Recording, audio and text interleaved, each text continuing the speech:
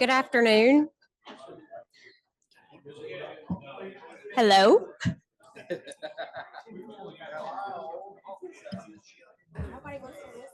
Good afternoon, everyone. We're going to go ahead and get started, if you all are ready. His voice is a little louder than mine. I would like to call this meeting to order, and we're going to start out with a moment of silence in remembrance of those that lost their lives on 9/11, and then followed by the pledge by Judge Cody Young from Caldwell County and invocation from Judge Perry Newcomb from Crittenden County. You want to stand? To the flag of the United States of America and to the republic for which it stands, one nation, under God, indivisible, with liberty and justice for all. Melissa handed me this microphone, so I'm not real sure what I'm supposed to do with it, but if y'all would just bow with me and we'll move forward. Dear Lord, we thank you for this wonderful day you've blessed us with. We thank you for this room full of servants who volunteer their time and offer their talents to lead and guide this organization. Lord, we ask that the decisions made here reflect your will and your guidance on us all. We thank you for the opportunity we have to come to you in prayer. Lord, you ask us and direct us to be with you daily through prayer. And Lord, we hope that the words mentioned here are fitting and let everyone is here to do your will. Lord, we ask that you be with those that were harmed in any way, the families and individuals up in Laurel County. We also ask that you be with the men and women who provide our freedom, Lord, as we reflect on the infamous day of 9/11. And all those lives lost through a senseless act of terrorism. Those men and women who still volunteer for us to protect us and provide the freedoms we have to be here today. We ask that you be with us as we leave here, keep us safe and healthy. We ask these things in your name, amen. Thank you. In your packet and previously emailed out, you will find the minutes from the last board meeting. And if we could get a motion to approve those. All right. So can I get a second? Arthur Green. All right. All in favor? All right. Motion carries. Next, we have our financial report with Alicia Sutton.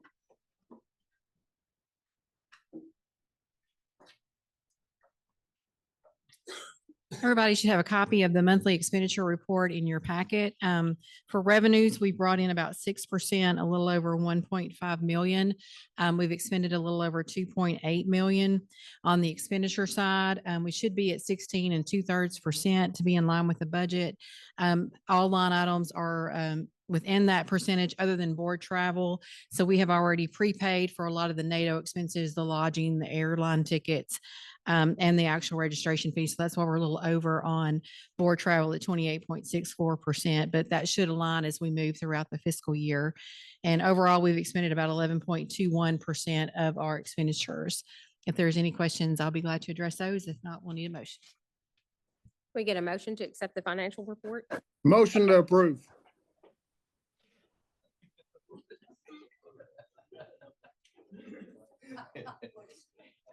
Thank you, Mayor Cotton.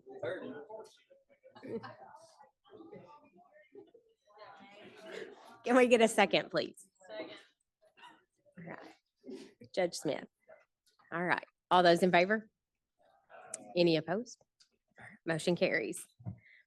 Next, we have our federal and state reports. We have Morgan Alfie with Senator Mitch McConnell's office.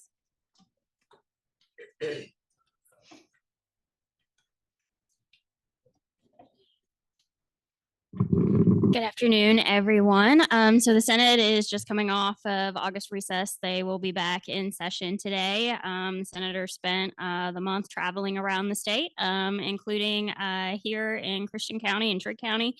A couple weeks ago, he was at Fort Campbell for the renovation of the 1st Brigade of Volar Barracks. The senators secured $135 million in the FY23 appropriations bill to renovate those barracks. And this was the first one to be completed. So he was really excited that he was able to attend that ribbon cutting.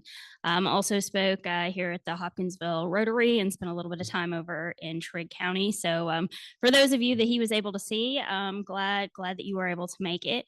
Like I said, they will be back in session beginning today, and of course the sprint to get a continuing resolution before the end of the month, where when the fiscal year ends.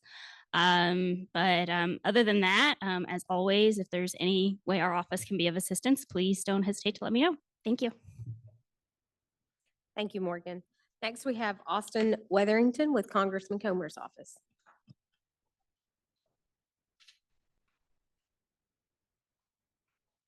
Well, it's great to be back here with you all. It's been a while since I've been here, but great to be back. I'm just wanted to quickly introduce Sydney Crawford. She's going to be the Congressman Comer's intern till December. So we're really glad to have her. She's from Christian County. I'm a Christian County native, but is also going to Murray State right now to get her grad degree. So we're really excited to have her till December. Just as far as a legislative update, the House is back in session as well. And the budget is the top priority. Many projects and priorities from the Penny-Rowell region are included in next year's budget. So like Morgan had mentioned, we're hopeful to get a budget, but it's looking like a continuing resolution. I know the House votes on a continuing resolution on Wednesday. So then that'll be sent off to the Senate as well. And then on August, Congressman had a busy August recess. He was in many of the Penny-Rowell counties, Christian County. He was at the Fort Campbell ribbon cutting as well. I was glad to be there, honored to be there as well. And then the Congressman also met with Marion and Crittenden County officials and was updated on the Crittenden Livingston water situation there as well. So glad to be in town. Wanted to thank many of the local officials for meeting with us and state officials as well. And as always, if we can be of help through a letter of support or anything like that, just please don't hesitate to reach out. Thank you. Thank you, Austin. And next we have Alex Cottle with the governor's office.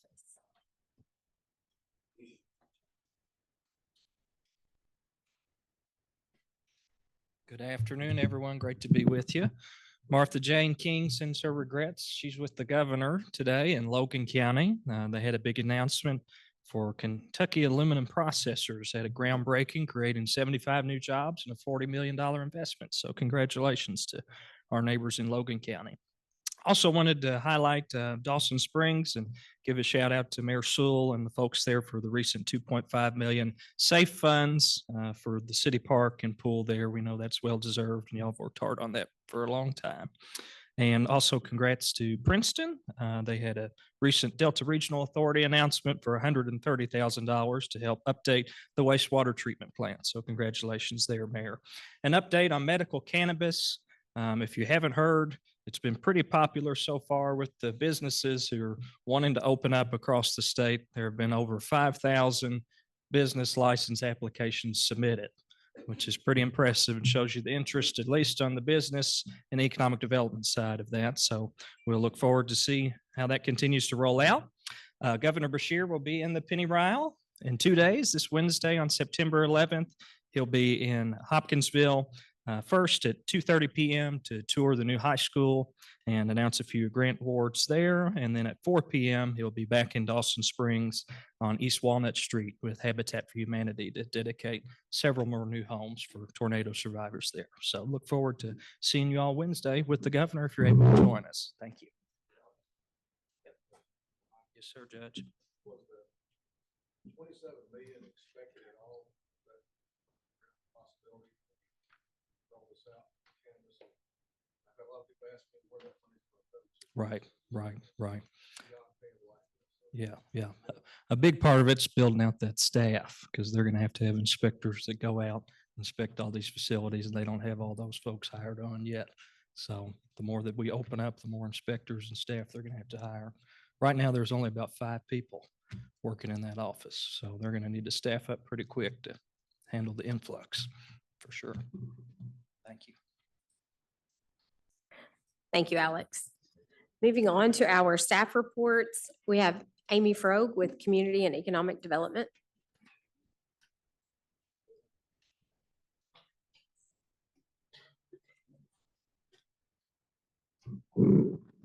Good afternoon. I've got just a few things. I'll be brief this afternoon that I want to bring to your attention. In your packet, you should find the intergovernmental review report for this last month. We did have 9 projects that were submitted through the e-clearinghouse for review.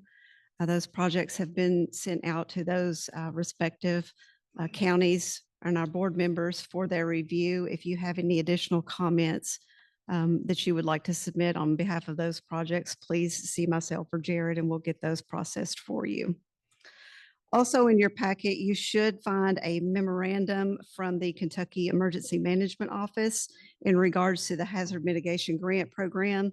As a result of the presidential disaster declaration from the Memorial Weekend storms, Kentucky now has some funding available under the HMGP program. This program will fund both regular projects and initiative projects. Regular projects can include acquisition and demolition or elevation of flood-prone structures, engineered stormwater control projects, community tornado safe rooms, which I know we've got several of those projects in process right now throughout the region, and then also utility protection measures, as well as some other projects under the regular projects. Excuse me. Under initiative projects, those projects can include things such as outdoor warning sirens, the purchase of NOAA weather radios, generators, which is also a popular application, and then other mitigation educational outreach projects. Their pre-application period is currently open and will remain open through October the 1st.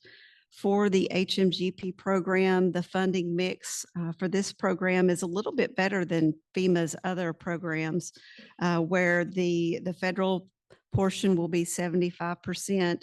The state picks up 12% on HMGP projects, and then your local match is only 13%. If you are interested in submitting a pre-application, please let Brian Jones or myself know.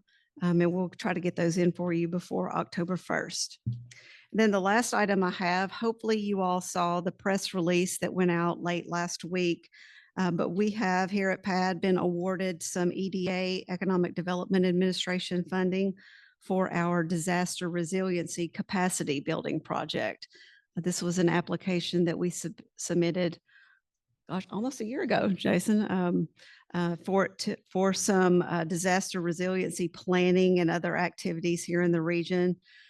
EDA selected us for an award of just over $470,000 that will be matched with $117,618 from the original House Bill 9 grant program.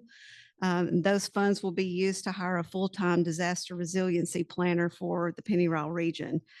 This planner will lead the efforts in implementing our SEDS strategies relative to resiliency, assist communities in seeking funding to implement mitigation measures, and provide technical assistance to communities as it relates to disasters and post-disaster coordination with FEMA, KYEM, your local emergency management groups, and other first responders. Additionally, under this grant, we were able to put in some funding to purchase 9 drone units for each of our emergency management offices to use in disaster and emergency recovery situations. We are currently in the process of executing our award documents, so hopefully we will be able to advertise for that position here in the near future. So if you all do see that advertisement come out, please help us share so we can get some good quality applicants in here. But that's all I have. Thank you, Amy. Next, we have Ms. Jill Collins with the Area Agency on Aging and Independent Living.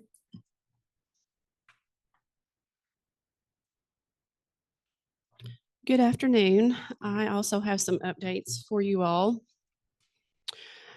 We have a lot going on in September. It's National Senior Center Month, and so we have a lot of special activities in all of our counties. I think some of our local elected officials and some of our agency officials are going to take part in delivering some home delivered meals and participating in congregate lunches. I think Trigg County, you all have got a lot going on during Senior Center Month too. But excuse me, we've done a lot of interviews with the participants, and we've received a lot of testimonials about the impact that the senior centers make in their lives. And I think Melissa has a video that she's going to play for us with some testimonials from a couple of our participants. We have a lot of activities. They love bingo, but we found something they love even more. We have it's a cornhole game, only it's baseball. It has first base, second base, third base, home run, and it has 3 outs on it. We played it this morning, and you could have heard us at Food Giant. They love it. They will come in every morning. Are we going to play baseball today? Are we going to exercise? We have exercise. We do bingo size, and we do walk with ease. Both of them are chair exercises, and they look forward to those things. They really, really enjoy it. My husband passed away in 2012. I sat in that house for 7 years. I was so depressed. Only place I went to the doctor if I had to go to Walmart. Back home, me and the dog. I come up here one dance night. I sat in the car for 35, 40 minutes. I said, I can't go in there. I can't. Yeah, get your butt up and go. You've been sitting out here, and I go, because if you don't go tonight, you'll never come back. I started coming 2 days a week, 3 days a week. Now it's 5 days a week. I'm here before 8 o'clock. I truly believe I wouldn't be here if it hadn't been senior center.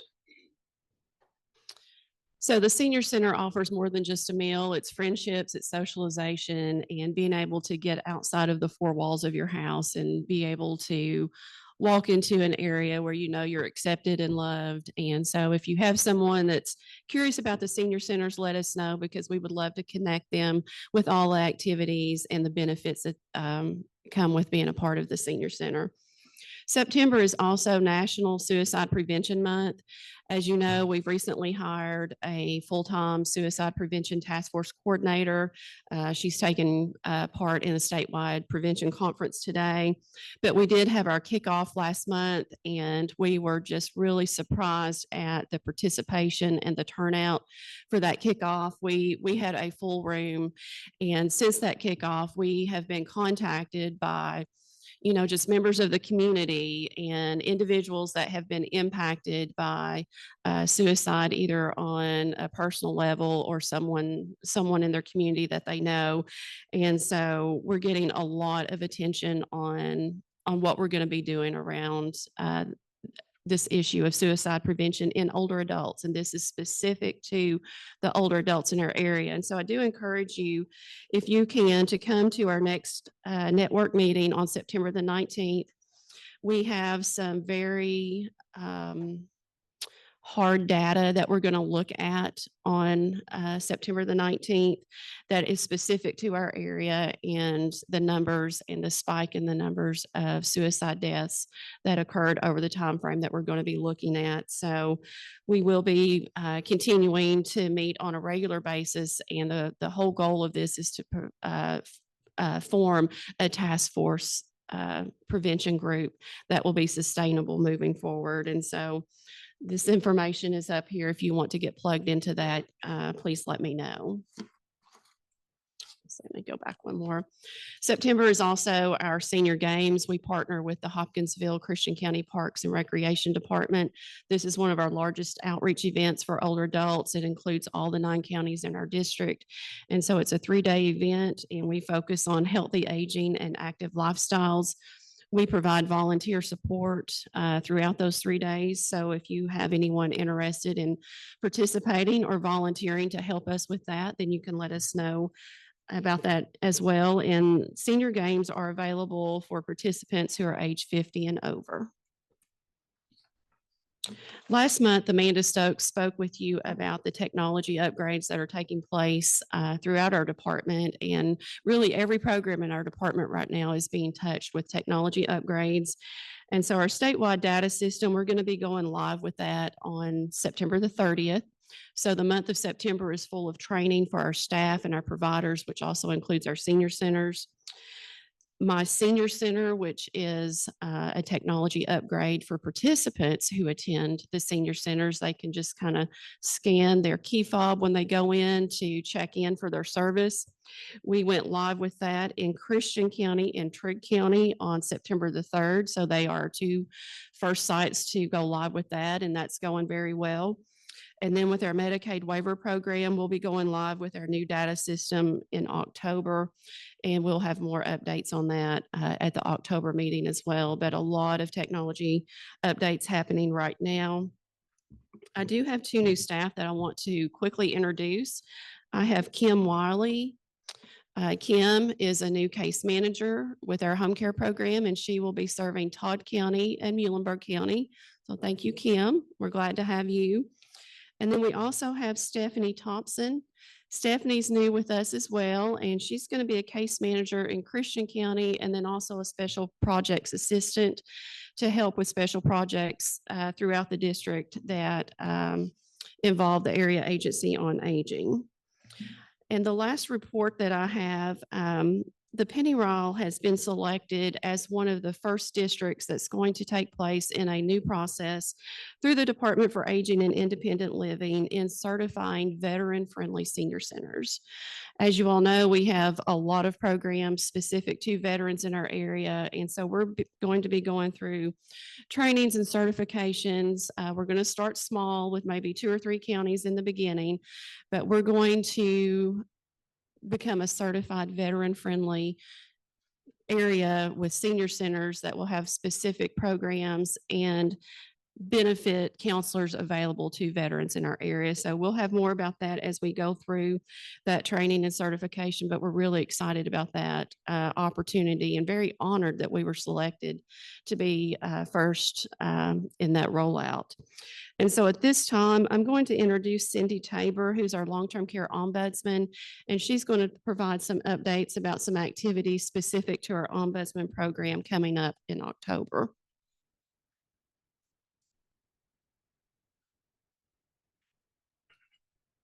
Good afternoon, everyone. As she said, I'm Cindy Tabor. I'm the District Long-Term Care Ombudsman. I'm an advocate for residents that live in long-term care in the whole 9 counties.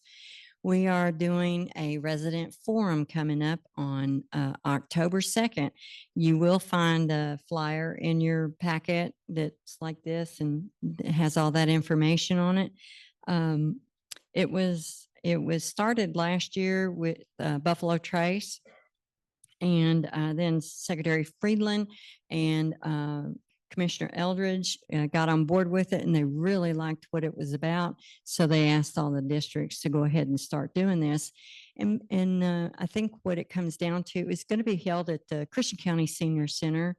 But what we're trying to look at is changing the narrative of long-term care. You know, what are those first thoughts that we think of when we place grandma in a nursing home or ourselves? It's usually not very positive. So we're trying to take a look at that. And because there are a lot of residents that do thrive in nursing facilities. So that's all I got. Thank you. Thank you, Jill and Cindy. And next we have Becky Wells with our West Kentucky Workforce Board.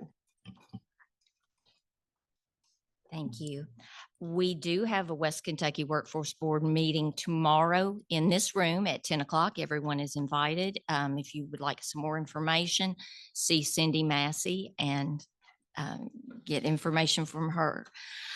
What I want to talk to you about is the Putting Young Kentuckians to Work program.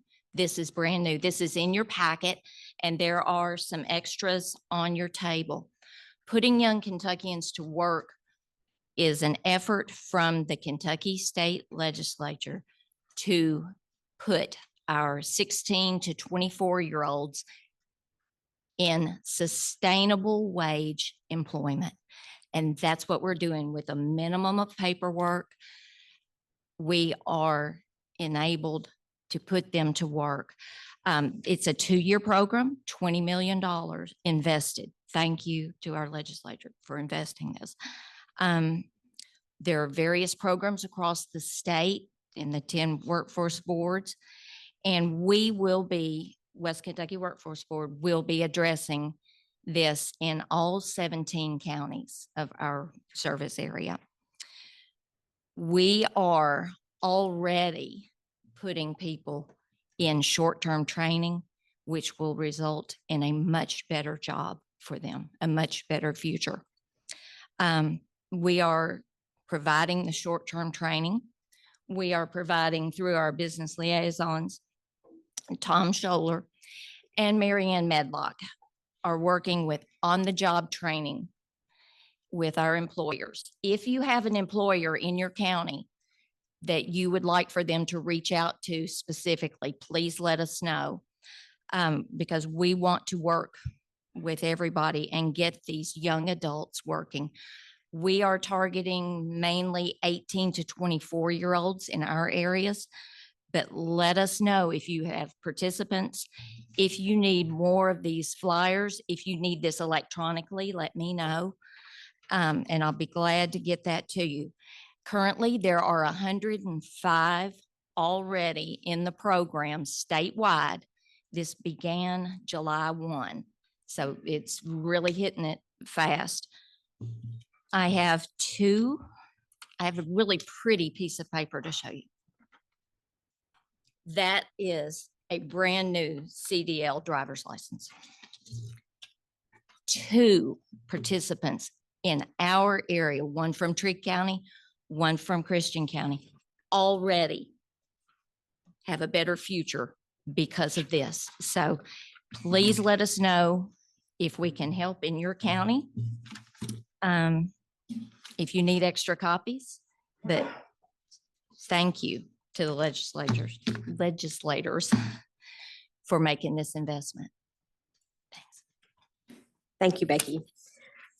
Moving on to new business, monthly code of ethics report. We have no issues to report. And then next we are pleased to have retired Brigadier General Stephen Bullard joining us today. General Bullard currently serves as the Executive Director of the Kentucky Commission on Military Affairs, and you will find his full bio in the packet. Thank you for being with us. Thank you so much for having me.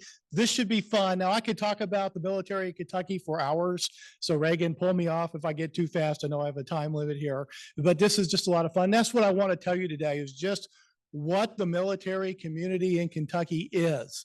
And it's absolutely phenomenal. Did you guys load up the PowerPoint or? Okay, perfect. Great. That'll help me out here. But first off, so I'm the Executive Director of the Commission on Military Affairs in the Governor's Office. Alex, great seeing you here. And my job, the reason my job was created was to be the base realignment and closing watchdog for Kentucky. It's called BRAC. So BRAC is a big deal. The last full-scale BRAC was in 2005. The reason BRAC is a big deal is the base realignment closing process gives Congress the ability to do things that the military doesn't want to see happen and that governors don't want to see happen, to basically take all politics out and make realistic decisions based on money, which, that's anathema to all kinds of folks with vested interest. And so right now, that's why you haven't seen one since 2005, because Congress doesn't want to take that responsibility upon themselves. They do mini BRACs every year through the Defense Authorization Act and the Defense Appropriations Act and the National Defense Authorization Act.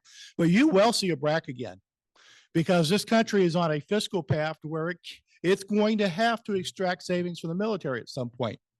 So that's where I'm blessed. Because as the BRAC watchdog for Kentucky, we are in fantastic shape in Kentucky. BRAC would be about the best thing that could happen to us.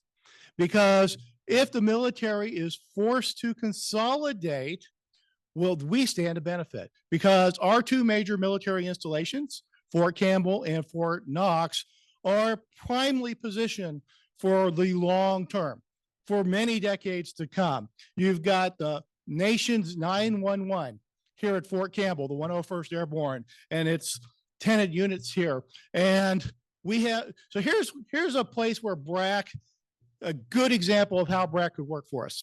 So when I took this job, local leaders here, I see Lori Harper's on with our KCMA Executive Committee, glad to see that. They told me, you got to bring C-17s, Air Force C-17s to Fort Campbell because it makes sense. Big runway, we're the nation's 911. That's what C-17s do, is take it where it needs to go. And I said right off the bat, absolutely no chance that that's ever going to happen. None. You know, not under the current circumstances, because the Air Force is never going to allow Air Force C-17s to be on an Army base. They're not going to be, they're never going to allow that to happen, even when it makes total sense. Great example of where politics interceded was U.S. Space Force was yanked out of the U.S. Air Force, and the Air Force fought it to the death. And that had to be made at the presidential level. That's kind of the same concept. But if you had a BRAC and you had to consolidate Air Force bases, such as McGuire, New Jersey, or Charleston in South Carolina, where there are C-17s, and then you've got to put them somewhere where it makes sense financially, you'd put them here. You'd put them at Fort Campbell. And that's where a BRAC could really benefit. If you move on to Fort Knox, that's the Human Resources Campus for the U.S. Army now. Fort Knox now has 17 general officers on post. 17. They were one of only 5 Army posts worldwide to have a 3-star general outside the Pentagon. They're going to shortly have 2. Right now it's U.S. Army 5th Corps, which we brought in a few years ago, that manages all U.S. Army forces in Europe. And soon, Army Human Resources Command, their commander will be a 3-star at Fort Knox as well. Very unique. We have 5,000 expandable acres there. We would love to see Fort Knox eventually, under a BRAC, become the Human Resources Campus for the entire U.S. military, all the service components. Another great opportunity. We look at Bluegrass Army Depot out in Eastern Kentucky. In July 2003, we just eradicated the last chemical weapon in the U.S. military arsenal at Bluegrass Army Depot. And people think of Bluegrass Army Depot out in Richmond, Kentucky as being the chemical eradication place. It's not. That's 5% of their footprint. That's actually the logistics hub for the U.S. Army for all military installations east of the Mississippi River. Everything going to Ukraine, everything going to Israel, it all goes through Bluegrass Army Depot. We're looking right now, working with Senator McConnell. We have our congressional delegation is phenomenal. We want to build a 155 millimeter ammunition plant there. We want to build containerized storage units there. There's all kinds of things we could do there. We are working on things I can't tell you about to try to bring there and take advantage of the workforce being displaced with the loss of the chemical mission. And I can go on and on and on. So I'll tell you a little bit more about it. And while I'm at that, I put together at the Christian County Chamber's request a 1-pager on the Kentucky defense community, and that's in your packets. I've also got a 50-pager I put together recently for Cabinet for Economic Development that's available on our website, and Taylor Hayes has copies as well. So let me go through our presentation real quick as fast as I can. We play way outside our weight in Kentucky, 13th in the nation in direct DoD spending to Kentucky. And that 13.9 billion, that's just basically contracts and personnel, because you can't quantify operations spending anywhere. It's too difficult. We've tried, and DoD can't do it either, because operations spending with 101st Airborne, they spend their money all over the world and across state lines and so forth. So it's very difficult to quantify it by state. But we rank in the top 16 in multiple categories because it's just phenomenal. We have the largest defense contract in the world is at Louisville with Humana, the U.S. military's TRICARE healthcare system, $7.1 billion contract for that alone. We are very much an Army state. And we talk a lot about it's huge. It's 13.9 billion. That's 6.4% of Kentucky's $218 billion economy. 56,290 Kentucky residents get DoD paychecks. That's military, active guard, reserve, and civilian, whether they're contractors or DoD employees. 56,290. It's the 4th largest industry sector in Kentucky by employment. It's remarkable what we have here. I go on, we're very much an Army state, 93%. I'm an Air Force guy. I'm lucky to be in this job. Fortunately, I flew C-130s and I speak Army, as Shannon can say. But it's just amazing. And Christian County is the largest county by employment. So it tells you how important we are to this county in this area. Military in Kentucky, I talked about it. The green is the Army, Fort Campbell. You've also got Bluegrass Station in Lexington, which is run by the Army National Guard. And a little bit about Bluegrass Station is that if you go past Lexington on I-64, it's your first exit. It's about 1.9 miles up to the north. And it was an Army logistics facility for World War II. Was BRAC closed through the BRAC in 1995. It was given to Kentucky. So the governor of Kentucky said, let's have the Kentucky National Guard run it. We're like, well, I was in the Guard at that time. And we're like, well, what are we going to do with it? We made it in storage. We made it an industrial park. And we rented it out to PeADD appliances and trucking companies and so forth. Created about 800 jobs. Pretty stagnant. In 2002, U.S. Special Operations Command came to us and they said, we're looking for a massive storage facility in a heavily patriotic area with access to the interstate systems and an airport. And you've got it. Can we have it? And will you lease it to us? And we said, sure. It took us about 2 years to get everybody out of there and transition it over. So we have James Bond fans here. So James Bond, Q in James Bond, where all your special gadgets are made, everything special is made. Bluegrass Station is the U.S. military's Q. It's where everything becomes special operations or up armored or sniper rifles. It all happens at Bluegrass Station. We don't talk about it very much for obvious reasons. All your special operations helicopters here at Fort Campbell, they became special operations helicopters at Bluegrass Station. And then they're flown up there basically out of production and then transition and then flown over here, turned over. So it's amazing what we have. You've got, of course, Bluegrass Army Depot. They're not going anywhere. They have a wonderful future. We have Fort Knox. We have a Navy Reserve Center in Louisville that provides sailors to the Navy fleets in the Mediterranean and the Atlantic Fleet. We have the largest Coast Guard headquarters inland in the entire United States, Coast Guard sector, Ohio Valley. Headquarters is at the Federal Building in Louisville. Getting ready to build a new one in Louisville. We also have elements in Paducah and Hickman. And they manage the waterways, the Ohio River, Mississippi River, your lakes, large lakes. It's all done out of Louisville and Paducah, Kentucky. Pretty remarkable. So we're very proud of what we have. And the tenant, I could spend hours just talking about the tenant units. You can read my 50-page paper on that, or what that talks about what all the tenant units in Kentucky are. So going on, this is the Kentucky National Guard, very proud. So I was the chief of staff of the Kentucky National Guard. We have personnel from all 120 counties, and we are all over Kentucky. And we have that wonderful Wendell Ford Regional Training Center near here. Very proud of that. And we're the best run National Guard in the country. We just got the award. The first ever National Guard headquarters award was given to Kentucky this past year. And we're very, very proud. We've got a 1,230 person Air National Guard unit in Louisville. I used to command that. Very proud of them, flying C-130Js. And the Army Guard is all over. We go to every continent around the world, not just the United States, but we are deployed worldwide. We always have people deployed. And I talk about politics. When we passed in 2009, finally, a military tax exemption, it was because of this region. And I'll talk a little bit more about the Christian County Chamber of Commerce made a full court press to get that, because we want military soldiers coming into Kentucky to stay here and be a Kentucky resident. We wanted to exempt their income tax. And we've been working that for decades. We finally got it in special session in June 2009. And we got it because of the Western Kentucky ice storm, not because of economic development. We got it because of the Western Kentucky ice storm and heroic efforts of the Kentucky National Guard in responding to that. And that was a thank you, basically, to them to put that over the top. At that same time, I asked the Conference Committee on the Budget to please include a military retirement tax exemption. I'll talk about that in a minute. And they said, absolutely not. We're not going there. And they haven't for 40 years.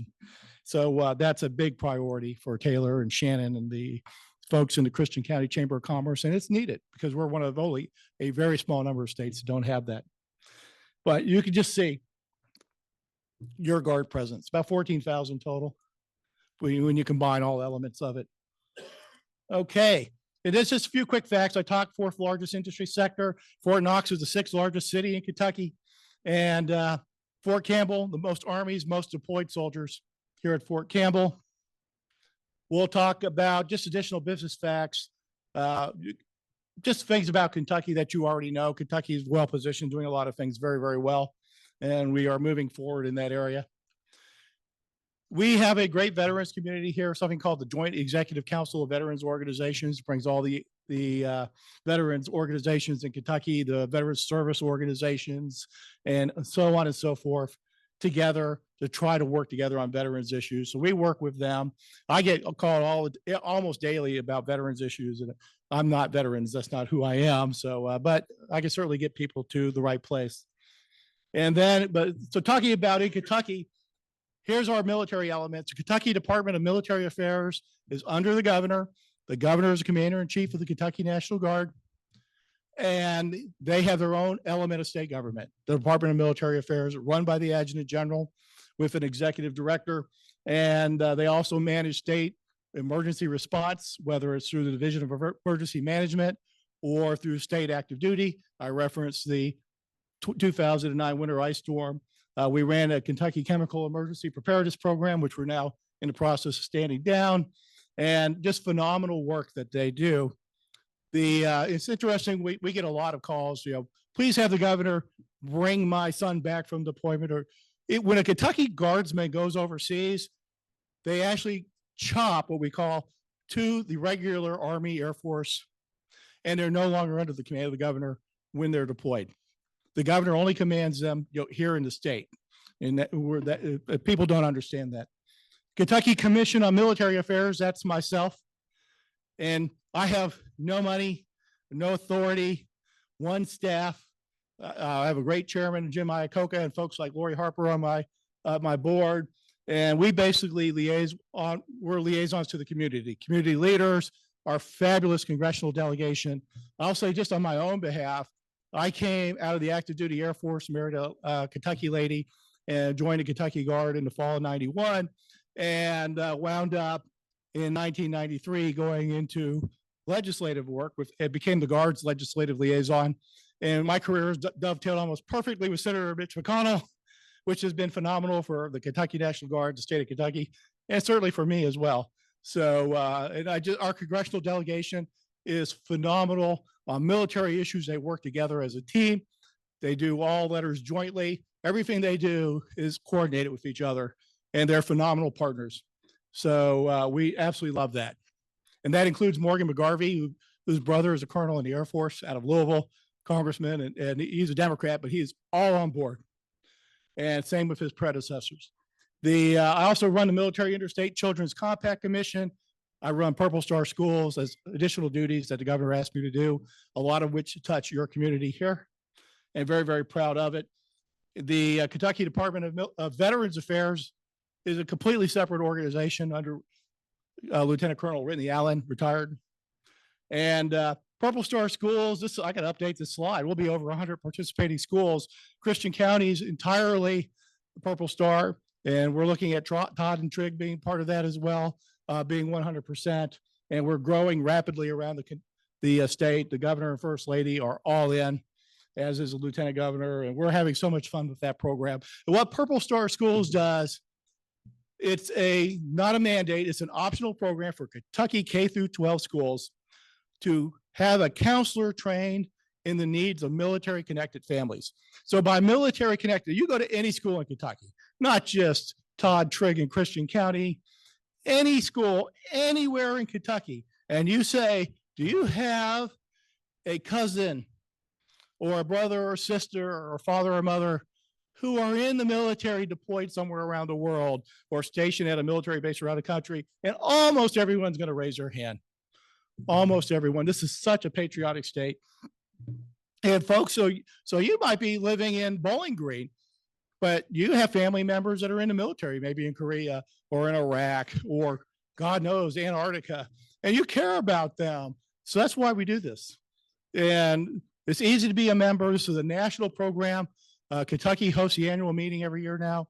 We, and 46 states are now participating. Then I could talk about this one all by itself forever, but it's a great program. All we do is require you have a trained counselor, which we help provide the training, virtually no cost. And you do one program a year to celebrate the military in your community. Well, you're already required to. The General Assembly requires you to do a Veterans Day event. You're already there. We'd like to see you do a month of the military child event as well and more, but you're already there if you're a K through 12 school. And Hopkinsville Community College really wanted us to do a collegiate program. And so we're doing that. We're working with the Council of Post-Secondary Education, and we're going to stand up probably in the year 2026 through the General Assembly, a separately funded and managed collegiate Purple Star program. And that's basically initiated from Hopkinsville Community College. So very happy about that. Let's see, getting close to the end here. Legislative successes.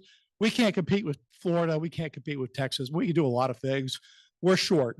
We don't have that military retirement income tax exemption. I know we're on track, supposed to get to zero income tax by 2031. We've been telling Senator Stivers, please let us lead the way. Senator Stivers' position right now is no tax reform until we get to zero. So we're hoping they'll let us get there first, and we're working that effort. And we're hoping we get there, period, just to get to 0%. We do a lot of other things good. You can see on this slide here, we do a lot of great things. And we're very proud of that. But there's more we can do. We can do more in property tax exemptions. But again, that's tax reform.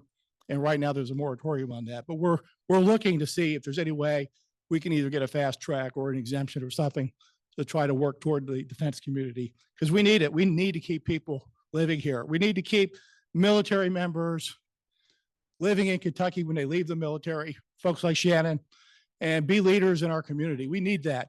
And interestingly, Kentucky exempts $31,100 toward your pension of any type.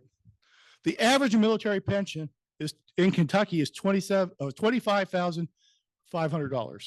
The average pension is actually well under that threshold. You're talking about senior leaders, senior officers, senior enlisted, and you're not talking about a large amount of money. And these are the people you want to attract. So that's the argument we're using. We had just this last session had multiple great successes. One of the things we're working really closely with the Christian County Chamber and the Military Affairs Committee on is, and by the way, Department of Defense considers the Christian County Chamber's Military Affairs Committee, Citizens for Fort Campbell, and the Fort Knox Regional Development Alliance as best cases for communities in supporting their military installations. And because of that, that's another thing that helps us with BRAC. The fact that we have such strong community support really gives us a leg up on most other installations in this country. And but we're working really close on occupational licensing compacts. DOD now has 16 priority compacts. That's up from 9 a couple of years ago. We're members now of 9 of them, and we're working to get to all of them. And but most of them are brand new. So don't count the fact that we're not members of stuff against us, but we're working that hard. We're doing all kinds of other good things, and we have more to come. We have much more to come. And then here I talk about the licensing compacts. Those are the ones we're working on the bottom. We'll probably get 2 or 3 more added this year. Looking forward to that. And then that's basically it. Just I could talk for hours on this and would love to do so. However, that's my message. The military in Kentucky is a lot more than you think it is. It's a community that bears note.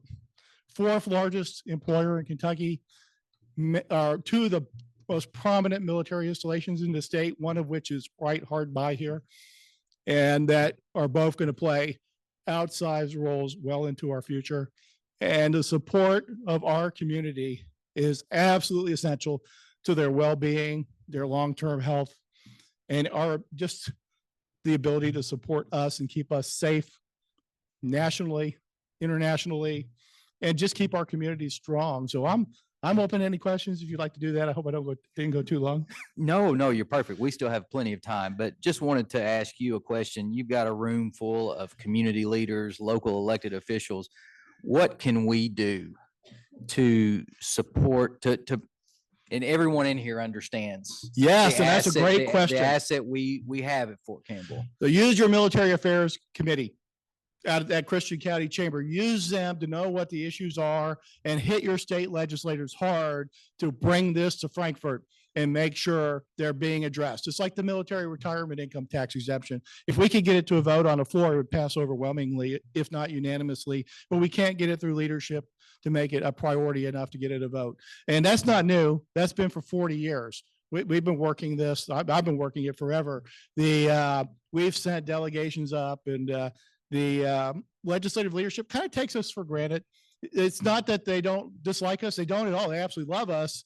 It's just that we're not their top priority. And we need to get things like this done. It's a very small fiscal impact.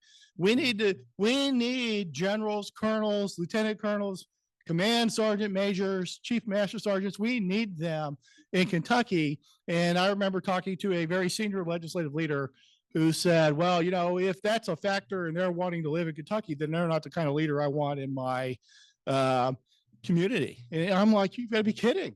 I had a 4-star general who was a graduate of Eastern Kentucky University.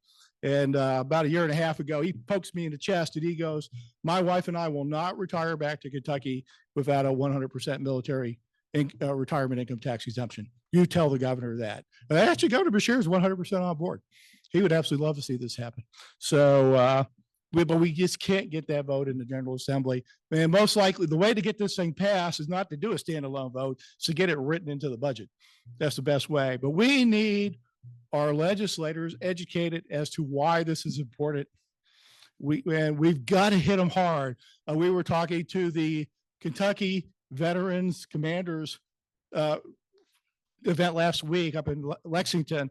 And I said, we need every state legislator to be hearing this message and telling their leadership that we need to address these things. And we need to make Kentucky the most military friendly state in the country that we can possibly do within our resources to have people like that lead our community, be part of our leadership in our communities.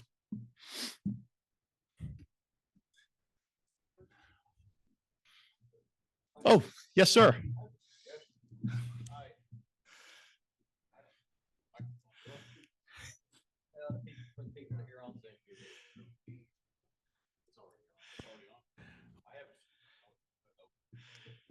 I have a suggestion. I'm the foster parent for 2 foster kids. They're Hispanic boys that were born in Christian County. And they went back to Mexico for a while, and then they came back in the 8th grade, and I took them over and put them through, finished up high school. I have one going into the military on the 15th of October. The other one wants to go in the military. Their number one challenge has been the ASVAB test. Kentucky does not offer training in the ASVAB in high school for English second language kids to the point that they understand it. That's an interesting concept. Well, one of them scored fairly low. I trained him up some more with a book with ASVAB and stuff, got him up a little bit higher, but they have the preparatory course in the Army. So it seems like the high schools are like leaning on the preparatory course too much, letting them get into the military, get their ASVAB through the military, and then getting a job. Being an old hat and retired, but I don't want them to be cannon fodder. I'd rather fly drones than B-11 Bravo. But we're working on that here in Kentucky too. But if they had some sort of program for English second language that would train them up on the ASVAB, you would increase your joining people. I like that idea for the Military Affairs Committee of the Chamber. It's not just my boys, but I know of 5 or 6 Hispanic boys that are either right into the military through the preparatory course or fixing to go into the military or trying to anyway, but they can't get that ASVAB before they go to the preparatory course. They need help. Fascinating. Thank you for bringing that up. And I could turn this into a recruiting commercial. 2 of my 3 kids are in the military. Very proud of them. 1 Air Force, 1 Marines. What a great idea. And everything that we can do. And in fact, the Kentucky Department of Education has really become a great partner for supporting Purple Star Schools, supporting the Military Interstate Children's Compact Commission. I think they're more on board today than they've ever been in the entire 30 years I've been working this. And so the opportunity is there to do something like that. Anyone else? Well, thank you. I really appreciate the opportunity to be here. And anytime I can come down and be part of your community or do meetings, I'm absolutely willing to do so. Happy to share my contact information. And please reach out to Shannon and Taylor from the Christian County Chamber, or Lori Harper, who's on our board. And we would love to support you. Thank you so much. Thank you.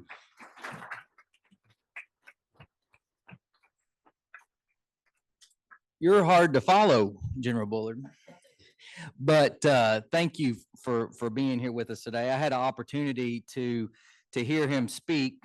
Taylor had him down at the West Kentucky Chamber meeting a few weeks ago, and I thought, you know, we really got to get him in front of our group here. I hope you all, like I did then, found that information very informative. And if you are like me, you learned a lot today about what all is going on across the state of Kentucky as it pertains to military in general. You probably don't know this, the folks in this room do, but every department within our organization touches either active military, veterans, or assist with general planning as it relates to Fort Campbell.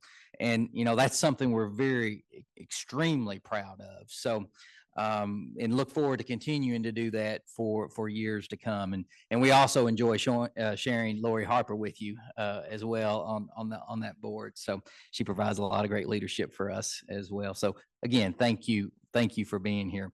I know we've got a couple other meetings come up. I just have one thing I want to mention. We are fixing to start on a HR assessment here within our office.